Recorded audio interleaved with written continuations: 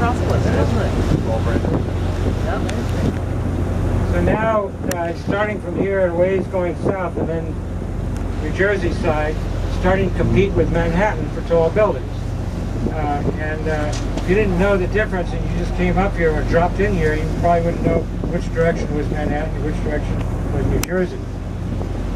By the way, speaking of Hoboken that we passed, Hoboken, and speaking of Hurricane Sandy, Hoboken, you probably heard, was hard hit largely because, I mean, a lot of around the rim of Manhattan was hard hit, Rockaways and every place else. But Hoboken really was basically an island with a low-lying swampland behind it, and of course they eventually over time filled in the swampland, but it's low. So it became like a bathtub. So during the flooding, it filled up with water. It flooded pretty badly, more so than other areas. And that was the main effect. We do have, one of the handouts that we gave you when you got on board was about our tour next Tuesday night.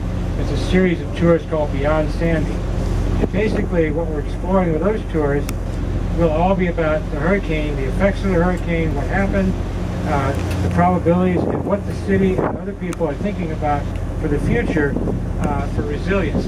Resilience is a new word. Because not only are we getting more storms and stronger storms, we're also now pretty much guaranteed we're getting sea level rise. There isn't, whatever caused it, that's no over the current bulkheads. So the city is looking at flood prevention and then actually long-term flood prevention, because it's definitely going to become a big issue for our kids, our grandkids. You know anything about the lighthouse? It's a restaurant. I don't know particularly.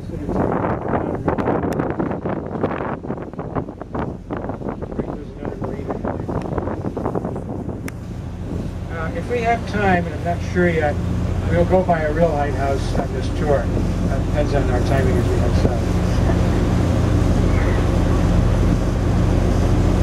And we might, because I see on the Manhattan side, we're already past Hudson River Park again, back down into actually the southernmost pier of Hudson River Park.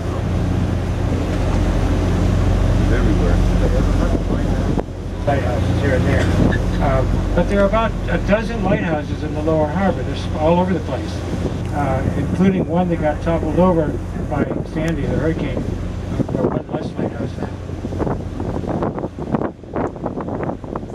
Jersey City has really changed. It's a metropolis. We were just saying, when I was a kid, this was all flat. And these two matching structures here, which have been redeveloped with the American flags, they were the tallest buildings. They were built by the Pennsylvania Railroad in 1929 as the largest cold storage warehouse in the world. And these were cold storage freezer facilities for ships carrying fish and other frozen items.